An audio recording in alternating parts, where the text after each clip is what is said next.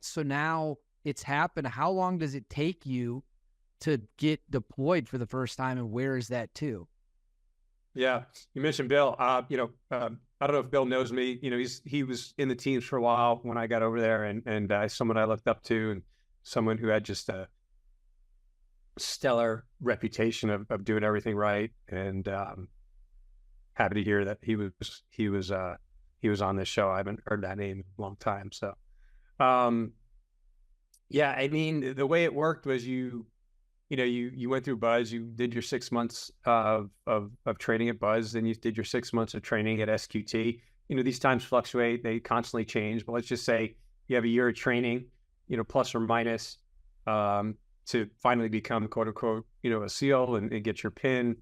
And then you go to your platoon, and your platoon at the teams could be, you can step into your platoon and deploy right away. Usually not, but it happens all the time.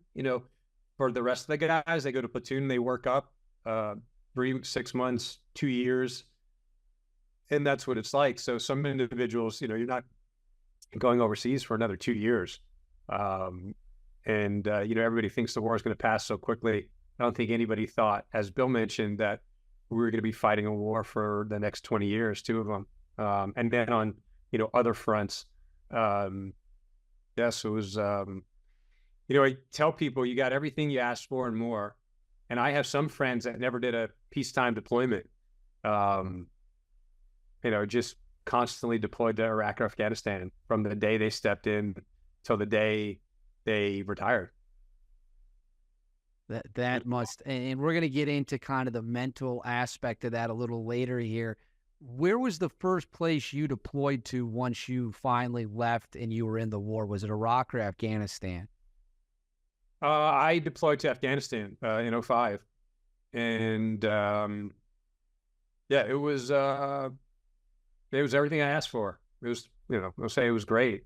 It was it was a serious time. It was a shitty time at the same time.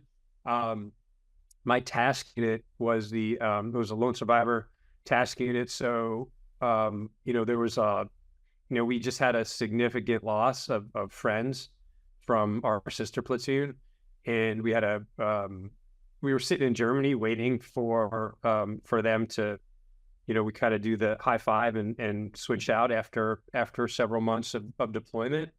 And we were actually supposed to deploy first, and we lost a coin toss back in Virginia Beach, which sent us to Germany first, sent our sister platoon to Afghanistan first. And unfortunately, I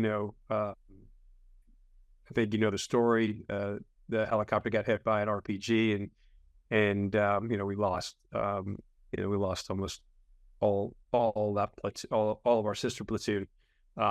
But we wind up showing up in July, right after the helicopter went down, June 28th, and staying there for several months. And we went to work right away. First couple of days we were there, we did a night raid, just like everything you read about. Loaded Black Hawk helicopters, flew right to a target, fast roped, right onto a building, put explosive breaching charges. I was a lead breacher, kind of blew the compound in, cleared the compound, kind of as the sun was coming up, and just like, whoa, this is this is real. And so it was just, it was what we signed up for. And it happened pretty quickly. One of the questions that I always find most fascinating, I know the viewers do too, is I've heard from a lot of former Tier 1 guys or guys that maybe were in the Army Rangers, Green Beret, whatever it might be, that they've seen guys who do all the training for years and years, and then they get into combat for the first time and they just realize this just isn't for me. Like, it's not what I thought. I'm not pulling the trigger like I thought maybe I would. Obviously, guys that stick around, that's a problem they don't have. For you personally, was there ever any doubt in your mind that when the time came and your boots hit the ground and bullets were flying, was there any doubt whether or not you were going to be able to do it? No, I mean, maybe I was too dumb. No, no, for me, uh, I can't speak for other individuals. Everything I witnessed on my side of the house, in the teams, the guys I worked with were, you know, they wanted to be there. We all wanted to be there. We all wanted to go do right for our country. We wanted to do things greater than ourselves. And so, when, you know, bullets started flying, I saw nothing but courage, bravery, guys trying to get into the fight. I never occurred to me that, this is not for me, and I didn't see that. Maybe it was going on with certain individuals, but I don't know. My first deployment there, I seemed to somehow get my nose right in the mix of everything. Seemed to be that way my whole life in all types of things. But yeah, I never saw that, David. Maybe there were some things like much later on, but no, I saw nothing but, as I mentioned, courage and bravery and grit, and trying to help your buddy, trying to do the right thing, trying to get in the fight, trying to be the first in the door. So yeah. I love that. That's such an American. That's such a great thing to hear as an American civilian who never served in the military. Now you're talking about putting a breaching charge on a door. This is just a question that popped up in my mind. When you're putting that charge on the door, how loud is that thing, and how close are you to it when it's going off? Because I imagine that's got to ring your bell, which maybe some will tie in a little later in the interview. But how loud is that blast when you're doing something like that? Yeah, it's well, I think like everything, it depends. There's nothing black and white. Sort of like a big hit in football. When there's a huge hit, it feels good and you get all fired up.